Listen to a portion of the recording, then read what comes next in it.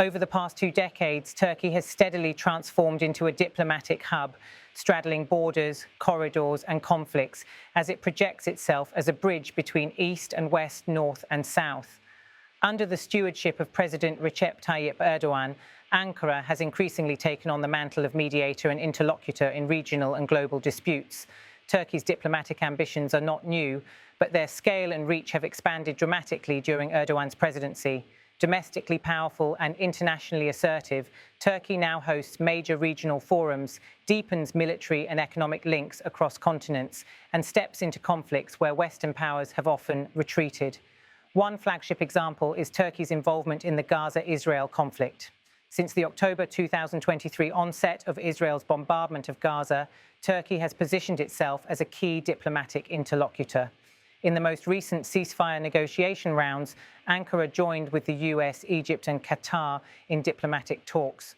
Turkey pledged not only to help secure a ceasefire, but also to monitor its enforcement. To that end, in a public address, the US president expressed gratitude. President Erdogan was personally involved. So I want to express my tremendous gratitude to the leaders of Qatar, Egypt and Turkey for helping us reach this incredible day and for being there. They were there with us all the way. He also lauded Turkey. Turkey was fantastic too.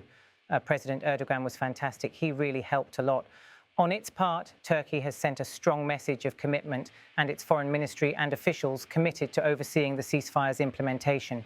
Beyond the Middle East, Turkey has extended its diplomatic footprint across Africa. It has established multiple embassies and cultivated bilateral relationships across the continent. A prominent example of its mediation is the Ankara Declaration, brokered between Somalia and Ethiopia in December 2024. Through that agreement, the two nations reaffirmed their respect and commitment to one another's sovereignty, unity, independence, and territorial integrity, and pledged to move forward in the spirit of mutual cooperation. But the path ahead is complex. Ethiopia, landlocked, had earlier signed a deal with Somaliland, a self-declared breakaway region of Somalia, to gain sea access, a move deeply opposed by Mogadishu. The Ankara Declaration created a framework for technical talks to reconcile Ethiopia's maritime ambitions with Somalia's sovereignty claims. In early 2025, technical negotiation rounds in Ankara were held, with Turkish officials facilitating the talks. Ethiopia's Foreign Minister Gideon Timotheos and Somalia's Ali Mohammed Omar led their respective delegations. Both parties pledged to abide by the Ankara Declaration's spirit. Observers note that while the reconciliation is historic and regionally important, the mediation is far from over and hinges on delicate political balances in the Horn. Turkey is not limiting its diplomatic ambition to conflict mediation. It is also strengthening strategic ties and regional linkages. One of the pillars of this approach is aligning the so-called Middle Corridor with China's Belt and Road Initiative, BRI.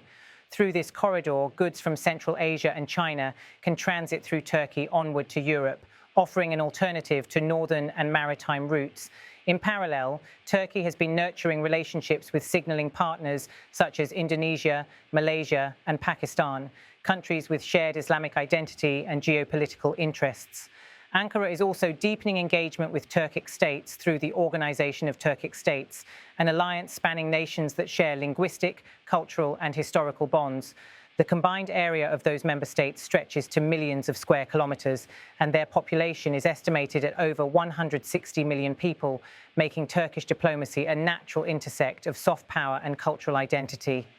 With the outbreak of the Russia-Ukraine war in February 2022, Turkey's strategic location made it a natural pivot. Early on, Ankara seized diplomatic opportunities. In March 2022, Turkey hosted a meeting between Russia's Foreign Minister Sergei Lavrov and Ukraine's Foreign Minister Dmytro Kuleba on the margins of the Antalya Diplomacy Forum.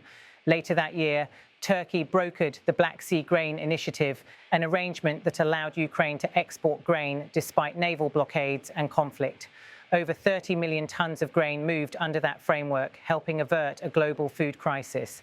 This mechanism became a key instrument of what analysts call food diplomacy, using Turkey's geographic leverage and diplomatic channels to stabilize grain markets and reduce global hunger pressures. Even after Russia withdrew from the grain deal in 2023, Turkish officials have continued to push for revivals and alternatives. Since 2021, Turkey has been hosting the Antalya Diplomacy Forum, ADF, which brings together policymakers, academics, and global leaders to discuss pressing international challenges.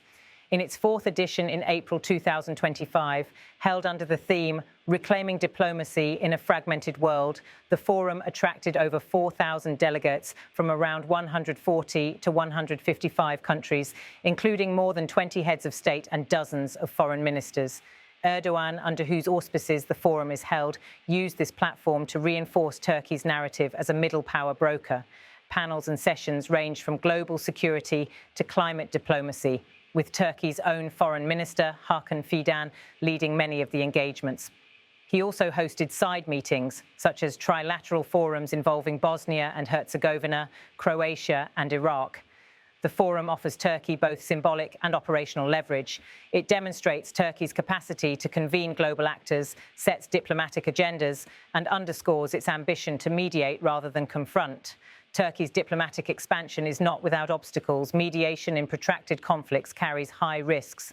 Agreements may stall, mistrust resurfaces, or domestic political constraints interfere. In the Horn, the Somalia-Ethiopia sea access issue remains unresolved, and critics caution that the reconciliation is still in embryonic technical stages. Moreover, Turkey's role is often viewed with suspicion or strategic competition. Powers like Saudi Arabia, the US, Russia, and European states all have vested interests in the same theatres, and Turkey's assertiveness sometimes provokes friction. Its balancing act between East and West, between Russia and NATO, is delicate and has faced criticism. In negotiating with China over transit and trade, Turkey must manage political sensitivities over sovereignty, debt, and dependence. Likewise, its engagement with Pakistan, Indonesia, and Malaysia is ideational, but requires real infrastructure and institutional follow-through. Nevertheless, Turkey's strategic use of geography, infrastructure, and diplomacy gives it an edge. Its proximate positioning to conflict zones, its control over maritime choke points like the Bosphorus, and its growing network of alliances enhance its capacity. The success of the Black Sea Grain Initiative and the mounting goodwill from recent mediations help build its credibility as a broker.